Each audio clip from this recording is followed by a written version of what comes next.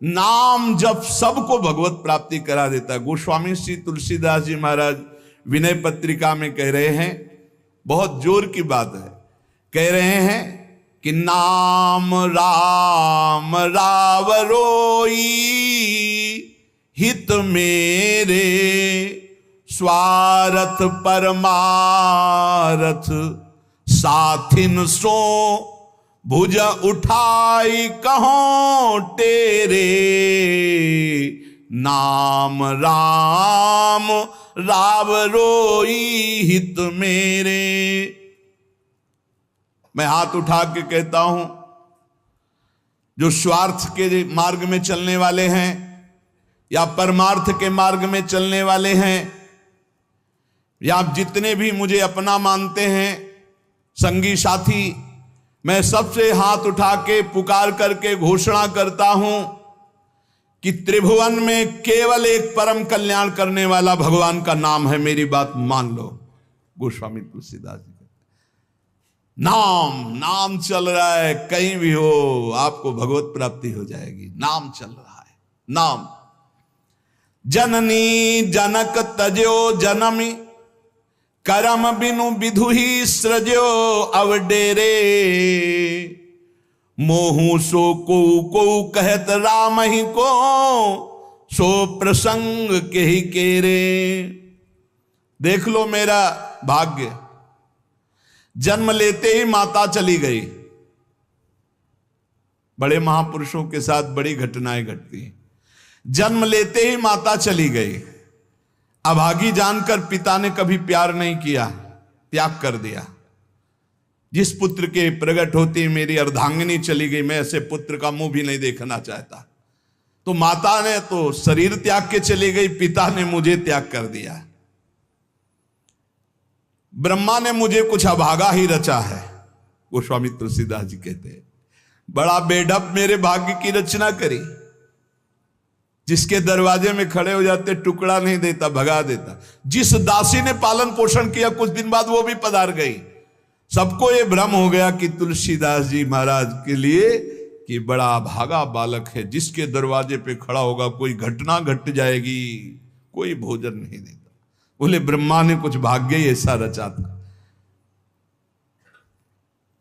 अब जो मुझे समझ में आया कि मेरा जो भाग्य बदला वो राम नाम से। राम राम राम, पकड़ो बात को, पकड़ो।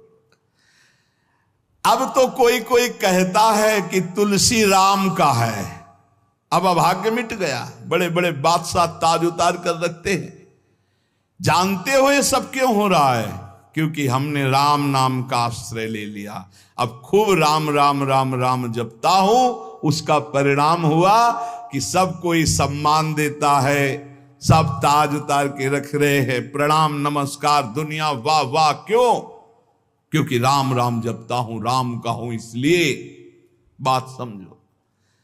अगर पकड़ पाओ, कह रहे हाथ उठा के कह रहा हूं, जन्म से अभागा कहा गया, मां पधार गई, पिता त्याग दिया। संसार के लोग कहते अभागा है, लेकिन राम नाम का प्रताप ऐसा उदय हुआ। मोहू से को कहत राम ही को सो प्रसंग कह के रे। उसी नाम के बल से लोग अब कहने लगे तुलसी तो राम का है। फिर ओ ललाट बिनु नाम उदर लगी, दुखो दुखित मोहि हेरे। आहा, जब मैं राम नाम का आश्रय नहीं लिए था, तब पेट भरने के लिए द्वार द्वार पर ललचा कर भूख से व्याकुल होकर खड़ा होता। उस समय मेरी दशा मुझे याद है कि अगर दुख देखे तो दुखी हो जाए, ऐसी मेरी दशा थी। बालक अवस्था, भूख से व्याकुल, दूसरे के दरवाजे पे खड़ा और धक्का मार के लोग भगा देते, अभागी है। फिर ओ ललाट बिनु नाम उदर लगी, दुखो दुखित मोहि हेरे। अब बोले नाम प्रसाद लहत रसाल फल, अब हो बबूर बहेरे। नाम राम राव रोई हित मेरे। जब नाम जब शुरू हुआ तो नाम की कृपा से क्या हुआ कि बबूल और बहेड़े के जो वृक्ष थे अब उनमें आम लग गया।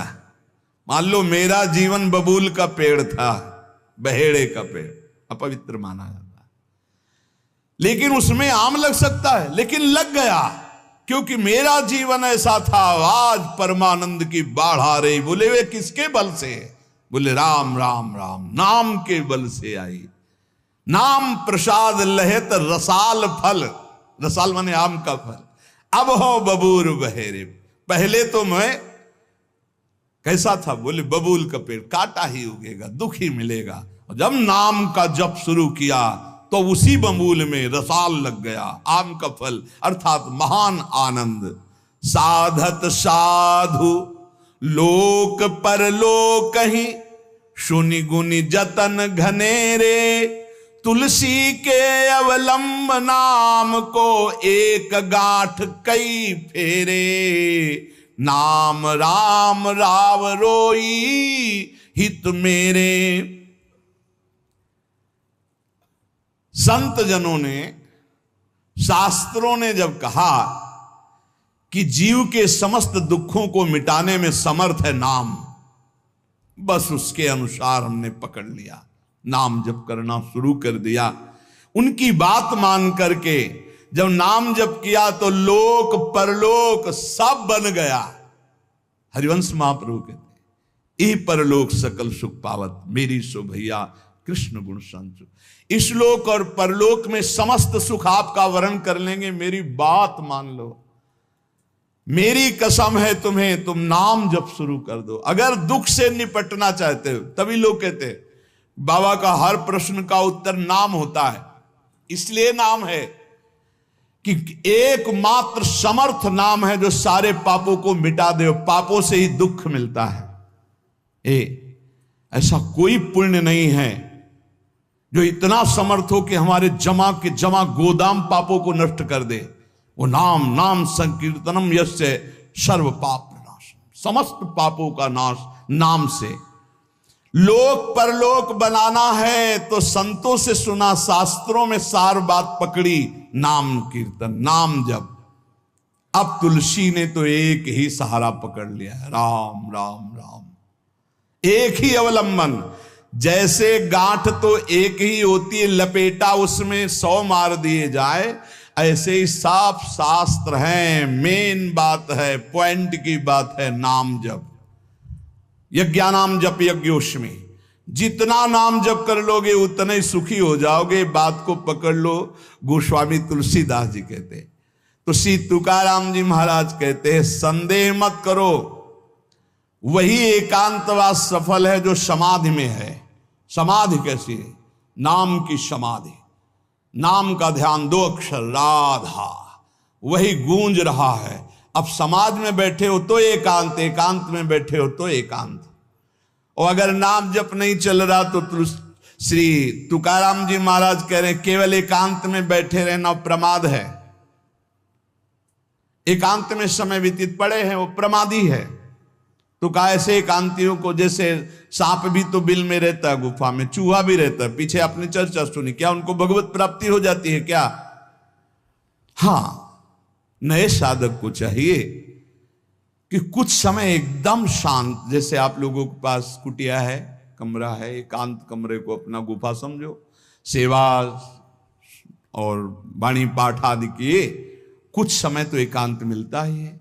उस समय बैठ करके मन को प्रभु के चिंतन में, कई बार हम कहते हैं कि आप कहाँ हो, हजारों बार यहां सत्संग में कहते हैं नाम चलाओ, अंतर्मुख। जब हम सेवा में लगे हैं तो नाम चिंतन चल रहा है, जब सेवा से विलग हैं तो एकदम समाधिस्थ हैं, एकदम आनंद, नाम चल रहा जी।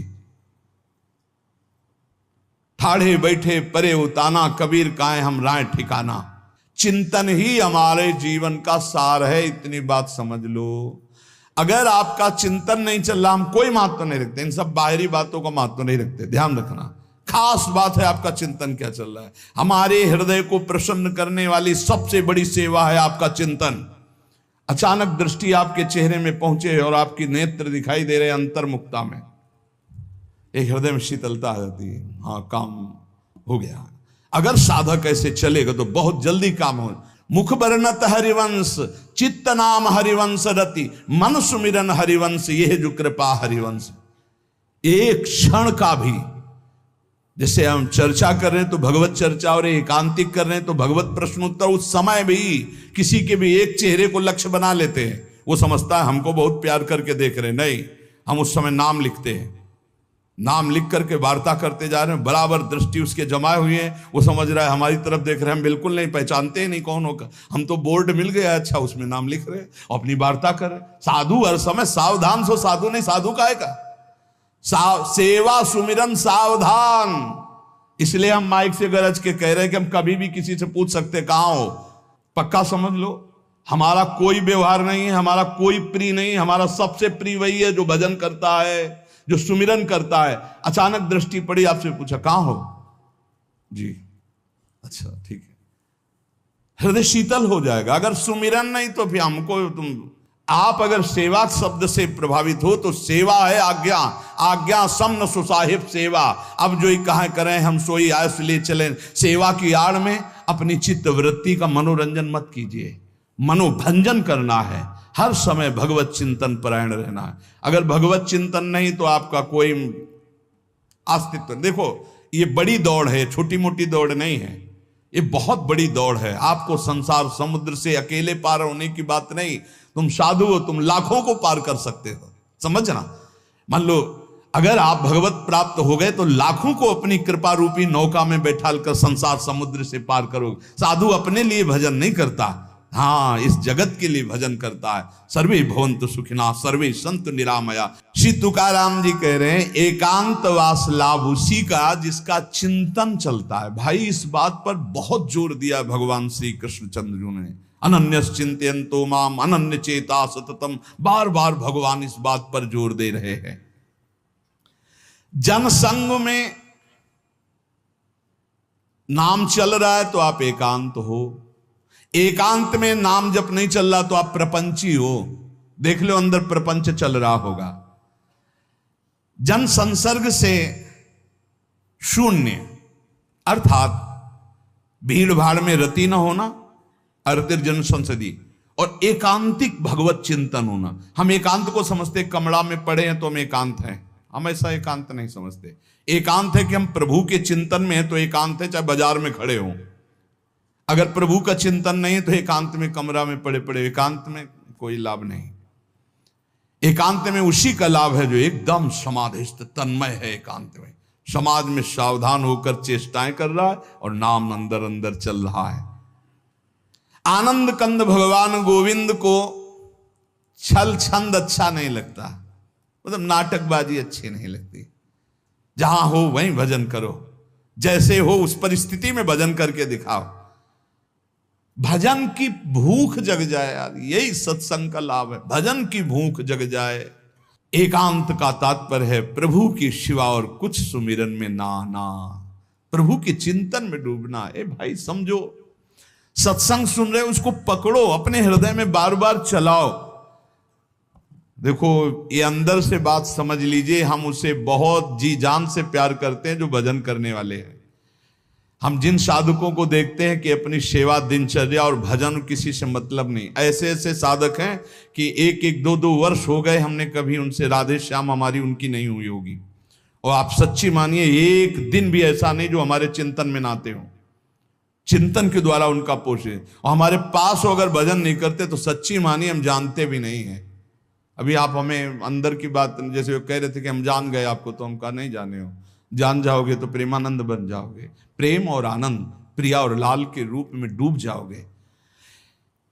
ये हमारे गोविंद आनंद कंद सच्चिदानंद प्रभु को ये छल छंद अच्छे नहीं लगते, उनको तुम छल कपट में नहीं फंसा सकते। एकांत निष्ठ भक्त, उसका मतलब हम तुरंत ले जाते हैं कमरा एकांत, गुफा एकांत नहीं, एकांत हृदय, एकांत निष्ठ भगवान के चरणारविंद में।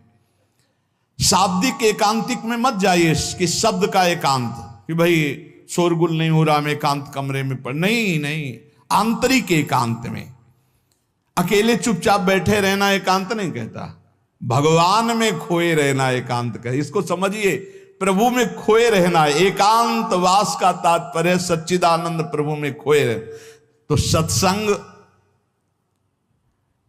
नाम कीर्तन, नाम जप, भगवत सेवा, इन्हीं से असली एकांत मिलता है, हृदय का एकांत। हृदय रूपी गुफा में हर समय चित्त चिपका हुआ है प्रभु के चिंतन में।